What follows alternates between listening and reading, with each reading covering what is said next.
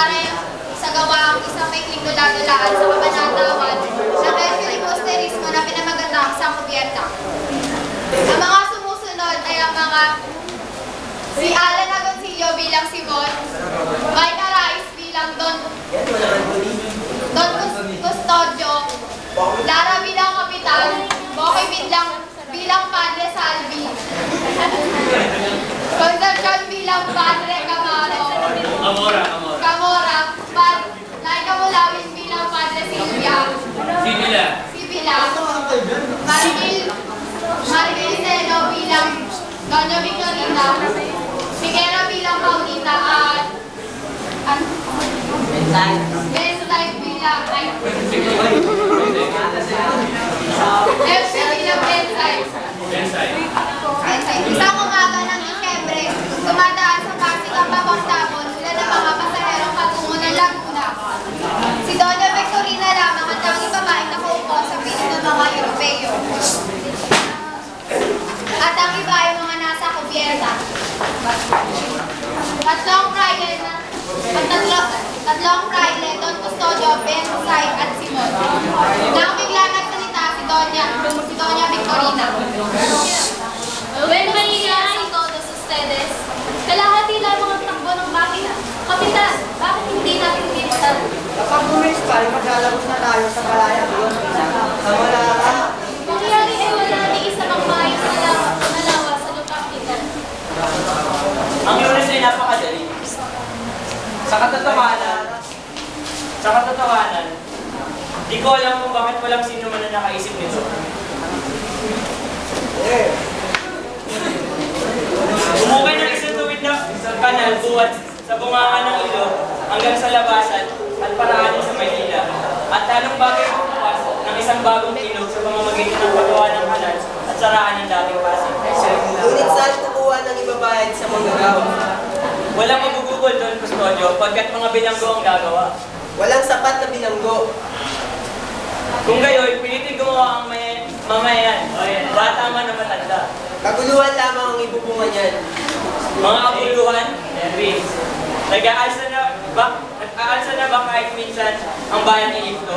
Nag-aalsa na ba ang mga bilanggong Modyo laban sa banal na sa Tito? Tao kayo, akala ko ay lalo kayong nakauunawa sa kasaysayan. Ngunit ang iyong mga kaharap ay hindi mga Egyptian Modyo. At ang lupay nito ay hindi minsang naghimagsik. Sa mga panahon, ang mga taga nito ay pinipilit na maghakot ng malalaking bato, kahoy, upang gawing mga tao.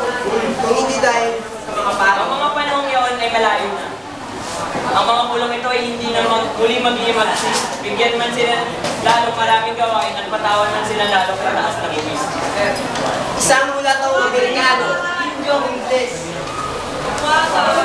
Ano? Saan naman kayo nagtago? Hindi ninyo nakita ang bahaging pinakamainam sa paglalakbay. Ay naku, hindi ako nagtatago. Nakakita na ako ng mga ilog at tanawin. Ang may kabuluhan lamang sa akin ay akong may alaman. Kung salamat lang sila mga pag-usapan, meron din ka lang ang paso. Dahil yung wala ka naman ang mga buhay, at ang mga parimanin ng mga kasila, at ay isang alaman, ang alaman dito na heroin natin. Lahat ng tao ay nakakaalam yan.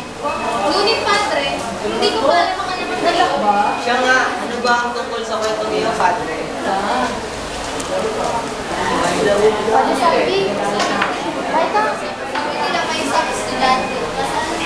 O walang galang, ngunit kapitan, alam ba ninyo kung saan ka ako naglawa? Madalang isang nagnangalang Ibarra na bakang Ibarra. Ibarra. Crisostomo Ibarra, iyon dito ang Bensay. Siya nga pala, saan kaya ba kapitan? Ay naiwan mo yung baka sa tubig. Hindi sa kanya, doon.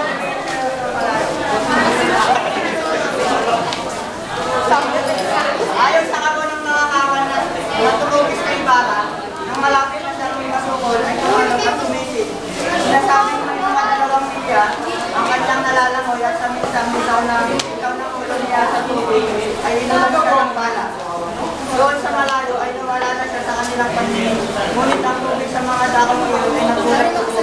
Ngayon, itong 13 taong limang taon na nakakalipas simula ng iyan ay mangyari.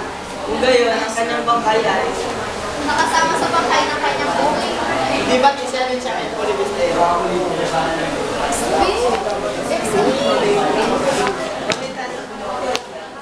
Hindi na tawag sa makamurang Pilipino, hindi ba Padre Capos? Malakas. Lagi ko nga nasabi na ang Pilipino ay hindi ba sa magkaroon ng piringan na libig.